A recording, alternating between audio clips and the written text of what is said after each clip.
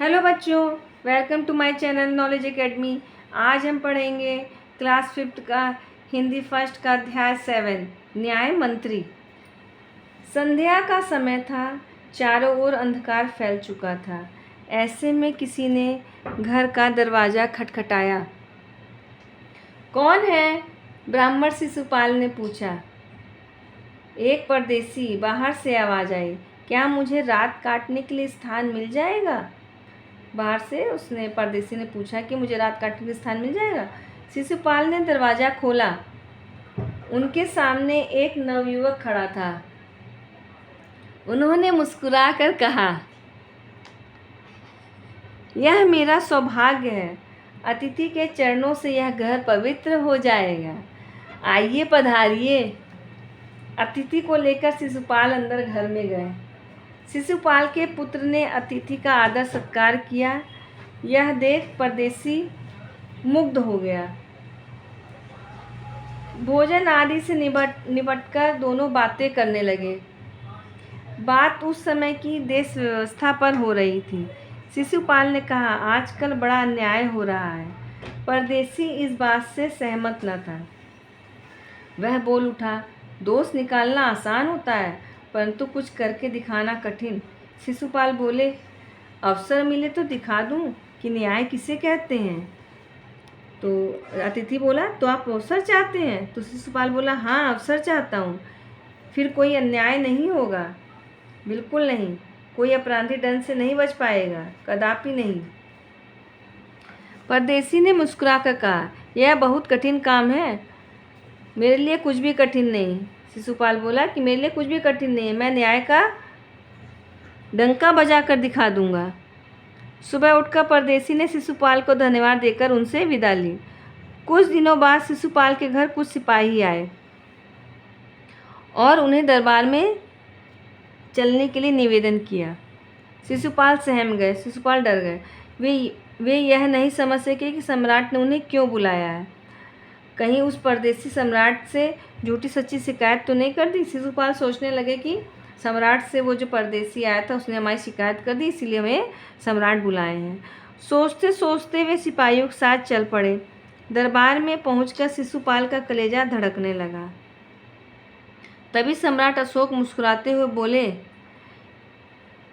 आपने मुझे पहचान लिया होगा। याद है, आपने कहा था कि यदि मुझे अवसर दिया जाए तो मैं न्याय का डंका बजा दूंगा। मैं आपको अवसर देना चाहता हूँ। आप तैयार हैं? आप तैयार हैं? तो शिशुपाल ने बड़ी शांति से उत्तर दिया, यदि सम्राट की यही इच्छा है तो मैं तैयार हूँ। बहुत ठीक, राजा बोले, बहुत ठीक। कल से आप न्याय मंत्री नियुक्त हुए, सम्राट ने कहा और अपने हाथ से राजमुद्रा उतारकर शिशुपाल को पहना दी।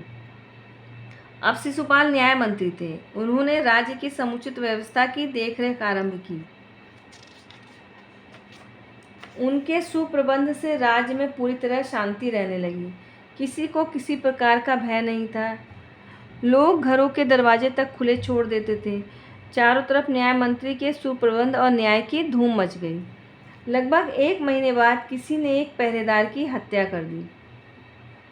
सुबह होते ही यह बात चारों तरफ फैल गई। लोग बड़े हैरान थे। शिशुपाल की तो नींद उड़ गई। उन्होंने अपराधी का पता लगाने के लिए रात दिन एक कर दिया। सम्राट ने शिशुपाल को अपराधी का पता लगाने के लिए 1 सप्ताह का समय दिया। जब अपराधी का पता चला तो शिशुपाल भौचक्के रह गए। शिशुपाल ने क्या किया, पहले अपने लेवल से अपराधी का पता लगाने की कोशिश की, तभी तो वो सम्राट को जाके सूचना करेंगे। तो जब उन्हें पता चला कि अपराधी कौन है तो उन्हें बहुत हैरानी हुई। स्वयं सम्राट ने ही उस पहरेदार की हत्या की थी। सम्राट को कैसे अपराधित घोषित किया जाए? अब शिशुपाल समझ नहीं पा रहे हैं कैसे कहें कि सम्राट ने ही जो है हत्या की है। परंतु न्याय की दृष्टि से सम्राट और साधारण व्यक्ति में कोई अंतर नहीं होता। शिशुपाल ने अपना कर्तव्य निश्चित कर लिया। शिशुपाल शांत भाव से दरबार में आए। सम्राट अशोक सिंहासन पर बैठे हुए थे। उन्होंने कहा, अपराधी का पता जो सम्राट बोले, उन्होंने पूछा कि अपराधी का पता चला? तो न्याय मंत्री ने साहसपूर्वक कहा, जी हाँ, पता चल गया।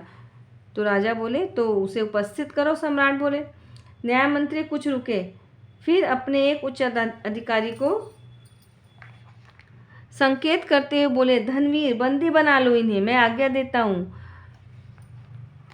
संकेत सम्राट की ओर था, तो उच्च अधिकारी से बोले कि सम्राट को बंदी बना लो। उनकी तरफ फिंगर से इशारा करते हैं अपने। दरबार में निस्तब्धता छा जाती है। सम्राट का चेहरा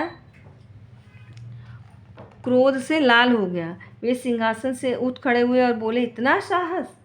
न्यायमंत्री ने जैसे कुछ सुना ही ना हो। न्यायमंत्री अपना काम कर रहे थे सिर्फ। फिर बोले, धनवीर देखते क्या हो, अपराधी को पकड़ो। वो क्या किए, अधिकारी जो थे उससे फिर से बोले कि धनवीर जो है अपराधी को पकड़ो। दूसरे इच्छा सम्राट बंदी बन चुके थे। न्यायमंत्री ने कहा, अशोक तुम पहरेदार की हत्या का आरोप है तुम पर, इसका क्या उत्तर देते हो?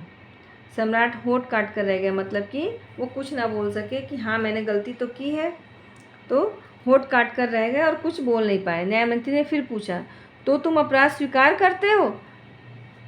तो राजा बोले, सम्राट का उत्तर था, हाँ मैंने उसे मारा अवश्य, पर वह उद्दंड था, यानी कि वो सही आदमी नहीं था। वह उद्दंड था या नहीं, तुमने एक राज कर्मचारी की हत्या की है, तुम अपराधी हो, तुम्हें मृत्युदंड दिया जाता है। न्यायमंत्री ने निर्णय दिया। सारी सभा में सन्नाटा छा गया। न्यायमंत्री का निर्णय सुन सम्राट ने सिर झुका लिया। तभी न्यायमंत्री का संकेत पाकर एक कर्मचारी सम्राट अशोक की मूर्ति लेकर उपस्थित हो गया। न्यायमंत्री का संकेत पाते ही कर्मचारी जो है, जो शिशुपाल क्या थे, उन्हें पहले से पता था कि सम्राट अशोक जो है हत्या की हैं, तो वो उनकी एक मूर्ति बनवाए। तो उसी मूर्ति को लेकर वो कर्मचारी उपस्थित हो गया। न्यायमूर्ति ने खड़े होकर कहा, सज्जनों यह सच है कि अपराधी को दंड मिलना चाहिए, परंतु अपराधी और कोई नहीं स्वयं सम्राट है। अतः मैं आज्ञा देता हूँ कि सम्राट को चेतावनी देकर छोड़ दिया जाए और उनके स्थान पर अशोक की इस मूर्ति को फांसी पर लटका दिया जाए, जिससे लोगों को शिक्षा मिले। सभा में न्यायमंत्री की जय जयकार गूंज उठी। शिशुपाल ने राजमुद्रा सम्राट अशोक के सामने रख दी और बोले, महाराज यह राजमुद्रा वापस ले, मुझसे अब यह बोझ नहीं उठाया जाएगा।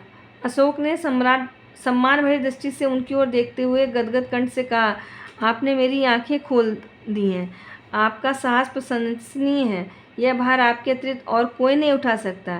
न्यायमंत्री निरुत्तर हो गए, यानी कि राजा बोले कि आपने इतना अच्छा काम किया है और मैंने हत्या की थी और आपने बिल्कुल भी डरा नहीं और मुझे भी दंड दिया, तो आपका साहस प्रशंसनीय है और आपके सिवा ये बोझ कोई नहीं उठा सकता, आप ही न्याय से काम कर सकते हैं।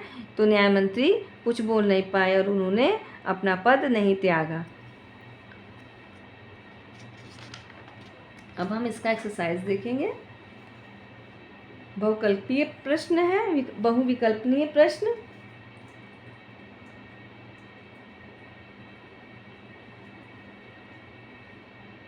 शिशुपाल और अतिथि किस विषय पे बातें कर रहे थे? राज कर्मचारी के विषय में, अपराधी के विषय में और देश की व्यवस्था के विषय में। तो देश की व्यवस्था के विषय में। अपराधी कौन था? सम्राट अशोक थे। शिशुपाल में इनमें से कौन सा गुण नहीं था?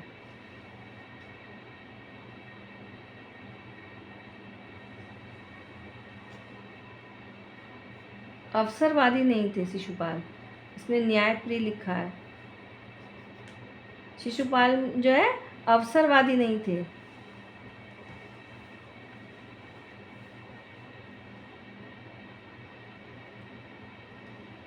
रिक्त स्थान क ख ग घ।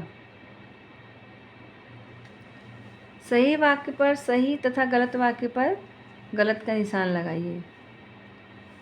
क ख ग घ मिलान करो।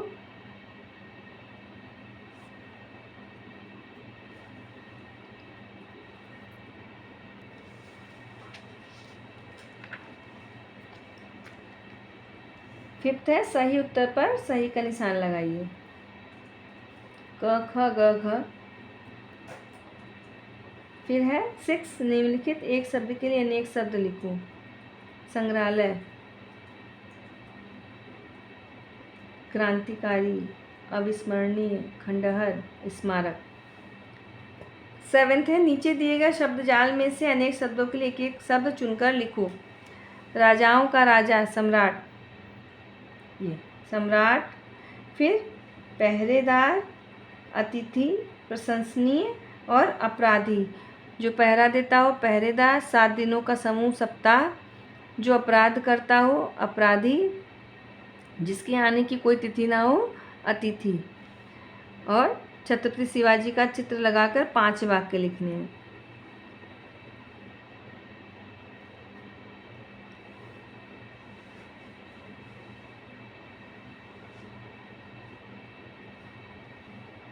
तो बच्चों मिलते हैं नेक्स्ट वीडियो में। अगर वीडियो पसंद आई हो तो लाइक शेयर सब्सक्राइब ज़रूर करें। Thank you.